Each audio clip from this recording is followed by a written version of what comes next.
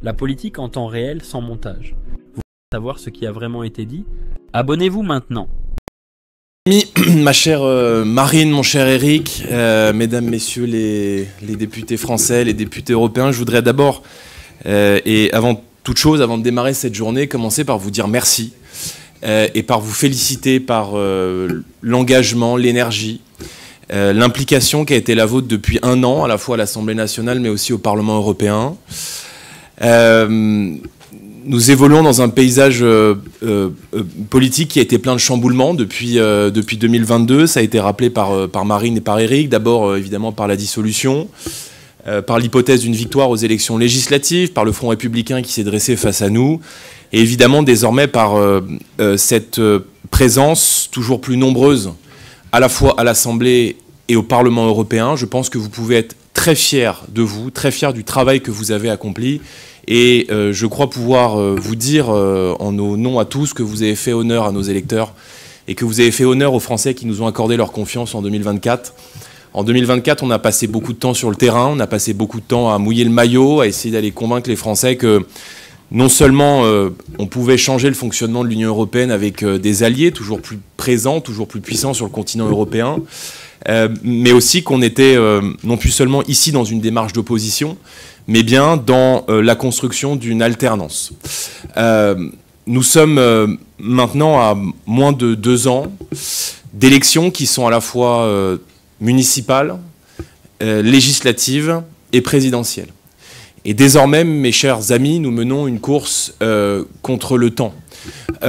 J'aimerais d'abord féliciter, remercier Éric Ciotti parce qu'il a eu le courage l'an dernier, après les élections européennes, de prendre ses responsabilités et de faire ce qu'aucun président de la famille politique héritée du général de Gaulle n'avait eu le courage de faire dans cette dimension-là, dans cette proportion-là. Ce courage, c'est celui de faire tomber la digue du politiquement correct qui, de manière totalement irrationnelle, condamnait les patriotes qui votaient pour le Rassemblement national et les patriotes qui votaient pour la famille UMP, puis les Républicains, de continuer à marcher, parfois dans la même direction, mais jamais en se tenant la main. Alors il y a des convergences, il y a des différences de sensibilité, et si nous avons choisi de marcher côte à côte sans susciter l'absorption ou l'adhésion de potentiels ralliements, à commencer par celui de Éric à cette coalition, c'est parce que nous avons compris l'importance du rassemblement. Le rassemblement pour gagner, le rassemblement pour gagner d'abord les élections législatives, le rassemblement pour gagner demain des élections municipales et pour remporter des municipalités. Cette alliance, cette plateforme que nous avons construite ensemble, elle va continuer à vivre dans le cadre des élections municipales et évidemment demain et après-demain pour faire 50% et une voix lors de la prochaine élection présidentielle. Cette alliance, je crois pouvoir dire qu'elle s'est faite au-delà des sensibilités sur des principes très clairs. La volonté que la France ne disparaisse pas, qu'elle préserve son identité, sa sécurité, ses libertés, notamment ses libertés d'expression, sa liberté de pouvoir vivre dignement de son travail, sa liberté de pouvoir entreprendre quand on est un chef d'entreprise, la liberté pour le peuple français de dire ce qui est bon pour son avenir et de pouvoir s'exprimer quand cela est nécessaire. Et Éric a eu raison de rappeler, et je le rejoins sur ce point, que ce qui nous rassemble est nécessairement plus fort que ce qui nous divise. On peut regretter que beaucoup à droite n'aient pas encore compris cela et que par conformisme, par envie d'aller au gouvernement coûte que coûte, ont préféré se diluer dans le macronisme et se diluer dans un projet qui aura, ça a été rappelé par Marine et Éric, en bientôt 10 ans, affaibli considérablement notre pays, que ce soit sur le plan économique, sécuritaire, migratoire, et qui aura en tout cas énormément abîmé la voix de la France sur la scène internationale. Cette coalition, mes amis, ne la voyez pas simplement comme une coalition d'opposition. C'est une coalition qui a déjà été en capacité cette année d'obtenir des victoires. Ça a été là encore rappelé. Si l'électricité a baissé de 15% pour 24 millions de Français au mois de janvier, c'est grâce à nous, c'est grâce à vous, c'est grâce à votre travail à l'Assemblée nationale. Si les médicaments n'ont pas été déremboursés, si les pensions de retraite ont été réindexées au début de l'année 2025, si le débat sur l'immigration ou sur l'énergie a été mis ici dans cette maison parlementaire à la table des débats, si des normes toujours plus absurdes pour nos entreprises ont été abrogées au Parlement européen, sont en tout cas en train de prendre cette direction, c'est grâce à notre travail, c'est grâce à notre nombre, et c'est parce que nos idées n'ont jamais autant influé le paysage politique. Alors, Éric a mentionné l'UDER, je vais parler pour notre paroisse. Jamais le Rassemblement national n'a compté autant d'adhérents, autant de militants, autant de parlementaires. Je crois qu'aucun autre mouvement politique ne peut se targuer de réunir 5 ou 6 000 personnes pour un meeting à quelques heures de Paris en pleine campagne française. Nous l'avons fait avec nos alliés européens il y a quelques jours et nous allons évidemment continuer de le faire dans cet esprit de la campagne permanente, parce que Marine a eu raison de rappeler que notre pire ennemi, c'est le temps, et que demain matin, nous pouvons être appelés au pouvoir.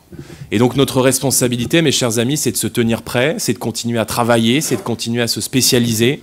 Je sais à quel point la politique peut être un sacerdoce. Elle l'est pour nous trois, mais elle l'est aussi pour vous. Je crois que les derniers débats extrêmement vivants qui se sont déroulés ces derniers jours à l'Assemblée nationale montrent à quel point, et même ces derniers mois d'ailleurs, la politique est aussi un sacrifice quand on la pratique à haut niveau. Elle est un sacrifice pour sa vie personnelle. Elle est un sacrifice parce que le temps qu'on passe dans l'hémicycle jusqu'à très tard le soir ou sur le terrain à aller rencontrer nos compatriotes, ou dans sa permanence à accueillir les plus vulnérables d'entre eux, c'est du temps qu'on ne passe pas auprès de ses proches, mais c'est quand même du temps qu'on dépense pour eux, et c'est quand même du temps qu'on dépense évidemment pour les générations qui vont nous succéder. Et en cela, évidemment, le combat politique et l'engagement qui a été le vôtre est parfaitement noble, et je crois que c'est important de ne jamais l'oublier. Donc, ce premier anniversaire ne sera pas le dernier. Nous allons évidemment continuer dès septembre de nous remettre au travail. Nous avons d'ores et déjà bien avancé sur les investitures pour les élections législatives. Nous continuons d'avancer, et cela jusqu'à la mi-juillet, pour les investitures des élections municipales, d'un commun accord avec l'UDR d'Éric Ciotti, avec l'idée de valoriser les talents, de faire émerger de nouveaux profils, parce qu'on s'est rendu compte que partout où on a conquis des municipalités, on a fait tomber des circos dans le département quelques mois plus tard. Et partout où on a conquis des circos aux élections législatives, évidemment qu'on est en bonne voie aujourd'hui pour remporter des municipalités. Et c'est peut-être ce qui nous a manqué pendant très longtemps, à chaque fois que des gens qui parfois partagent nos idées, mais sont peut-être hésitants à franchir le pas, le simple fait d'avoir un échange avec vous, le simple fait de pouvoir vous rencontrer, le simple fait de pouvoir discuter avec vous, change totalement la perception et évapore en fumée les caricatures et le prêt-à-penser qui a été bâti parfois de manière totalement injuste et de manière totalement illégitime et infondée contre nos idées. Pour vous parler peut-être un peu plus de l'actualité politique, on est tous d'accord pour se dire que ce gouvernement ne vivra pas très longtemps. Il ne vivra pas très longtemps parce qu'il est frappé du sceau de l'impuissance, et qu'il a choisi de ne rien faire. Il a choisi de ne rien faire sur le pouvoir d'achat, il a choisi de ne rien faire pour rendre la vie facile à nos chefs d'entreprise, il a choisi de ne rien faire sur les enjeux migratoires, sur les enjeux sécuritaires. Et quand on voit, ça a été esquissé par Éric, les chiffres de l'immigration qui sont sortis il y a quelques jours, on comprend à quel point M. Retailleau est le ministre de la parole, et que c'est très facile de faire les constats que tout le monde fait depuis 10 ans dans la vie politique française, qu'une très grande majorité des Français partagent. Mais si c'est être aux responsabilités, pour ne pas assumer ses responsabilités, pour faire croire aux Français qu'on fait alors qu'on ne fait pas, alors à ce moment-là, il faut partir.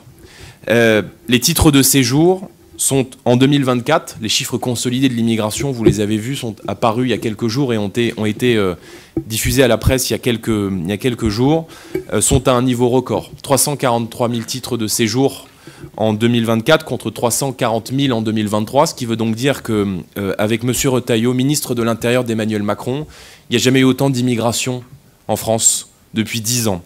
L'asile a augmenté de 13%, les naturalisations ont augmenté de 6%, les titres octroyés à l'Algérie ont augmenté de 24 000 titres de séjour accordés en un an, et les naturalisations à des ressortissants algériens de 4 000 naturalisations supplémentaires. Donc je pense que quand on parlait de riposte graduée, on s'est peut-être mal compris avec le ministre de l'Intérieur. Mais voyez bien que, évidemment, les enjeux énergétiques qui ont été abordés cette semaine, ou les enjeux et les résultats économiques, montrent que rien de sain et rien de viable ne pourra émerger de ce gouvernement. Et je crois que c'est l'occasion aujourd'hui de rappeler que si ce gouvernement continue dans la voie qu'il a choisie depuis le début de l'année 2025, alors ce gouvernement tombera. Et nous allons nous battre dans le cadre du débat budgétaire pour faire en sorte que le pays soit protégé d'augmentation d'impôts injustes dans un pays qui a le plus haut niveau de prélèvement obligatoire et de souffrance supplémentaire pour le pays et pour les Français. Et d'ici là, nous allons nous préparer. Cette journée, évidemment, contribue à cette préparation. Il faudra, pendant les quelques jours de repos cet été, vous reposer parce que nous avons une montagne sur les épaules. Et je peux vous assurer qu'à chaque fois qu'on discute avec des Français, qu'à chaque fois qu'on discute avec des salariés, des fonctionnaires, des policiers, des agriculteurs, des pêcheurs, ça a été mon cas hier dans le sud de la France, dans l'Hérault, avec notre ami Aurélien Lopez, on repart généralement de ces échanges avec quelques centimètres de moins, écrasés par la confiance que mettent les Français sur nos épaules. Par conséquent, le temps qui vient sera un temps difficile, il faudra répondre présent, et nous avons très certainement sur les épaules le poids des générations qui vont venir après nous. Ayez conscience de cette tâche, méditez dessus encore et encore cet été. Encore bravo et félicitations pour le travail accompli, nous sommes tous les trois extrêmement fiers de vous. Et dites-vous que l'histoire nous regarde et que le vent qui est en train de souffler sur la France, qui a soufflé en 2024, il souffle sur toutes les démocraties occidentales. Et donc il n'y a aucune raison pour que ce qui est possible dans d'autres pays européens, pour que ce qui est possible dans d'autres démocraties ne le soit pas en France. Regardez ce qui est en train de se passer autour de nous et dites-vous que nous sommes très certainement l'espoir que beaucoup attendent et que la pire tristesse pour nous serait sans doute de décevoir les millions de Français qui attendent tant de nous, mais nous allons tâcher évidemment de ne pas les décevoir et de contribuer, d'œuvrer au redressement de notre pays qui en a bien besoin. Merci à vous, bon courage pour cette journée de travail. Merci encore à Éric pour son courage. Merci encore à Marine de nous porter avec toujours autant d'élégance, de détermination, de sacrifice.